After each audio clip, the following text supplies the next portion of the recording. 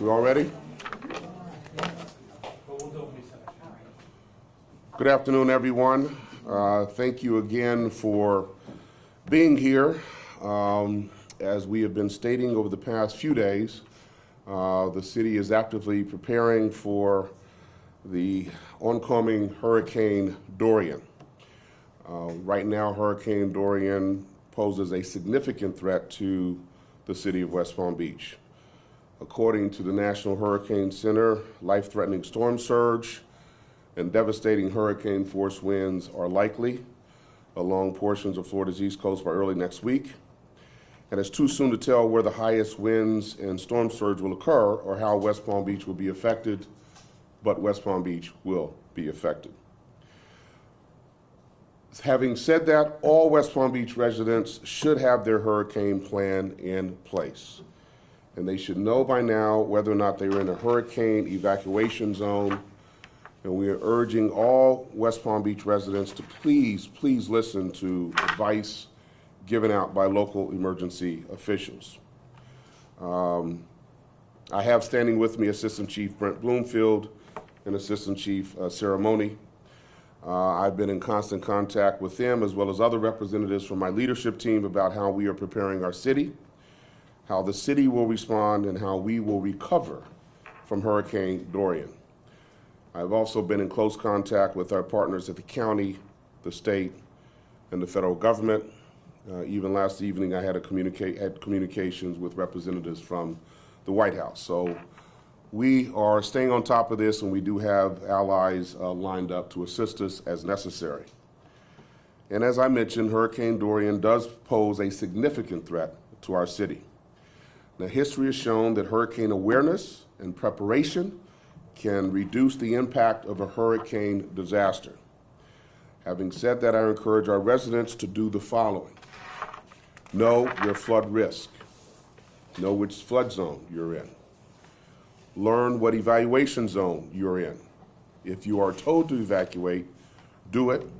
To learn your evacuation zone, you could go to floridadisaster.org/know your zone. That's floridadisaster.org/know your zone. Have your hurricane kit ready with a week's worth of food, supplies, and water. And you should have 1 gallon of water per person per day for at least 7 days. Check out the city's website, wpb.org/storm, for a shopping list of what you go into the hurricane kit. On our website are links to downloads to things like the hurricane preparation flyer in both English and Spanish, an emergency supplies kit shopping list, and our 4-step hurricane survival kit.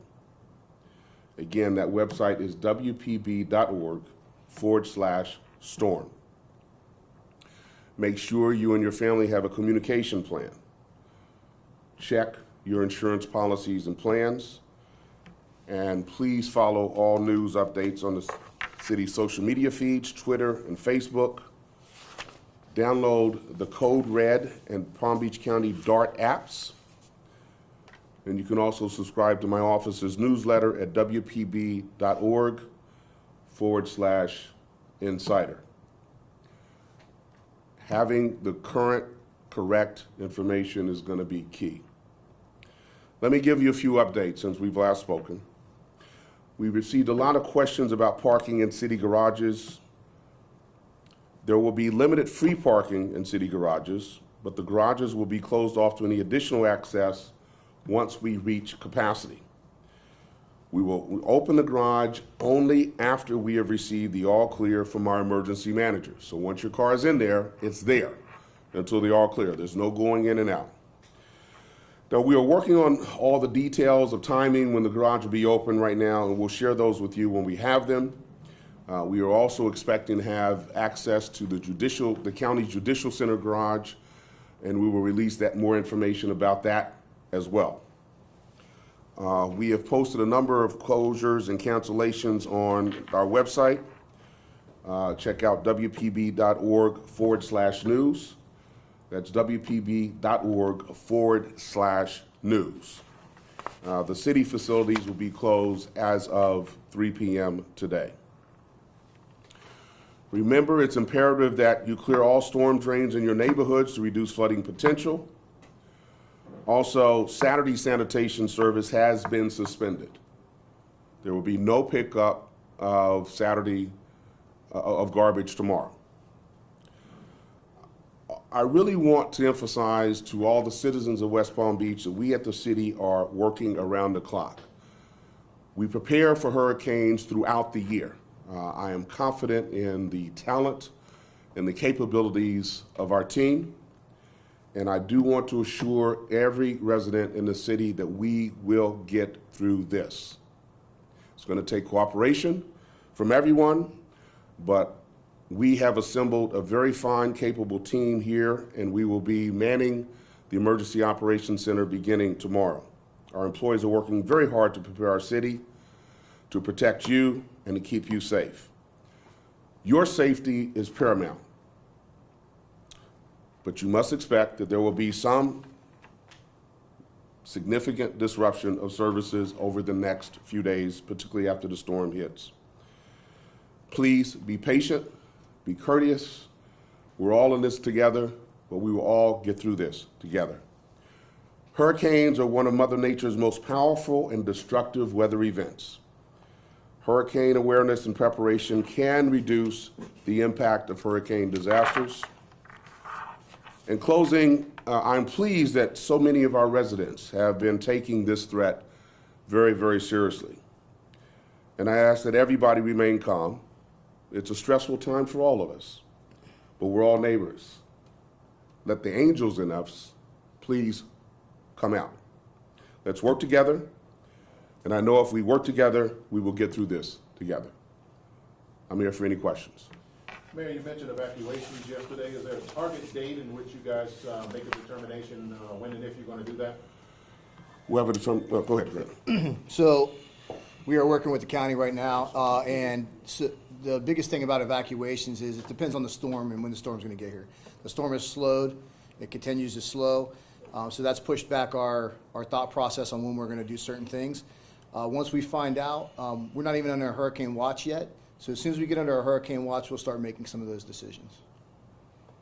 And let me just say this about evacuation zones. When we tell you to evacuate, we want you to evacuate. When the winds get up to 45 miles an hour, we do not respond anymore. So the thing about that is if you are in an evacuation zone and you get in trouble, we're probably not going to come and get you. So if we tell you to evacuate, evacuate. Chief Mooney, can we get you to talk about, of course, when we have storms like this and you of this magnitude, you have people that are milling around different neighborhoods and they shouldn't be there, or people that are going out and going places where they shouldn't. Can you talk on that? We definitely, anybody that's milling around during the storm is a problem. We do our best before, during, and after the storm, as long as it's safe for our officers to be out doing their job, to ensure that those people get where they're supposed to be so that they're safe during this whole event. After the storm, we have different task forces and groups that will go out to make sure that the entire community is safe and secure to the best of our ability, to make sure that if they decide to come out and start looking at what's going on, that it's safe to come out and start looking at what's going on. The best thing is people shouldn't go out and just kind of, hey, I just want to see what happened, or I'm coming out during the middle of the storm. Our suggestion would be get prepared now, get hunkered down well before the storm arrives, and don't just hit the door and go out running and checking out what's going on in the neighborhood right after it leaves. Give us the opportunity to get out and do some assessments to make sure that the whole environment is safe enough for people to be out and about. And as for the people who are out there trying to commit crimes and all this? We're out there to do some law enforcement.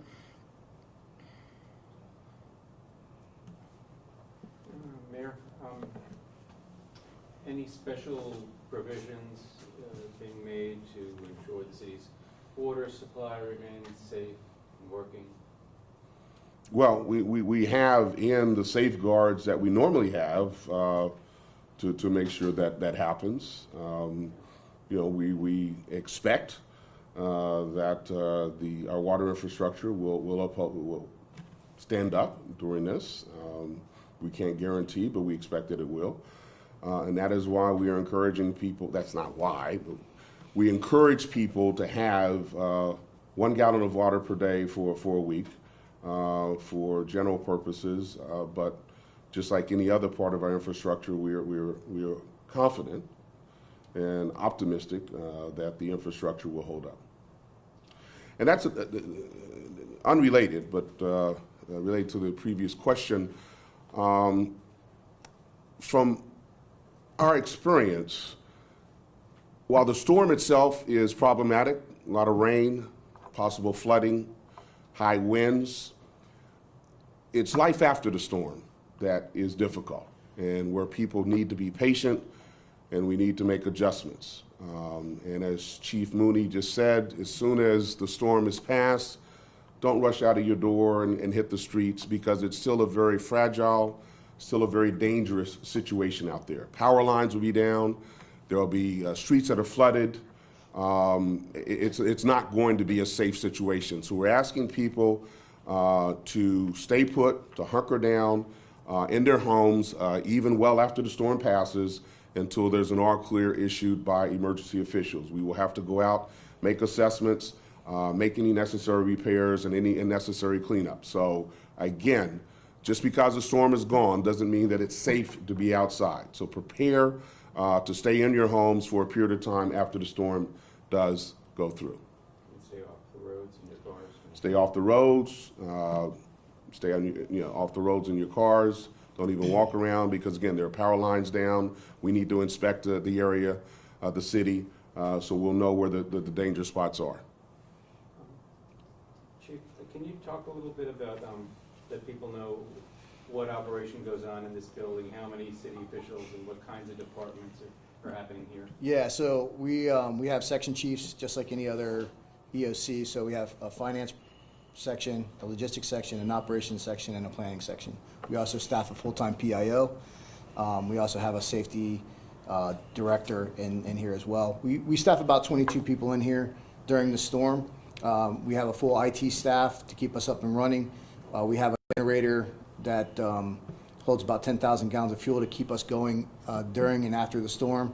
And then the people here that are staffed, we take our direction from the executive policy group, which is the commissioners and the mayor.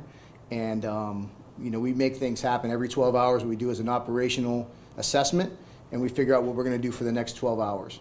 And we do a briefing for everybody so that we all are on the same page and we're all working towards the same goals. Will the mayor and all the commissioners be sleeping here? No. So what we like to do is the mayor will be here as needed, but the commissioners, we want them to be out in their districts. We want them to be a face for what we're doing in here, and we want them to be able to give our message from the EOC to their constituents. So we believe that they are the best line of communication if anything happens. So we're going to get the information to them. So if we run out, if we don't have power, or if our cell phones are down, they are basically going to be a sounding mouthpiece for the EOC, and they are going to give us direction back in the EOC for what we need to do for the next operational period.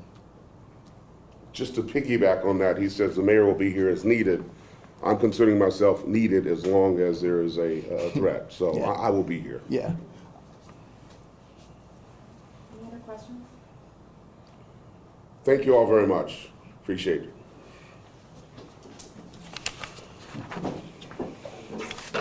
Good job, guys.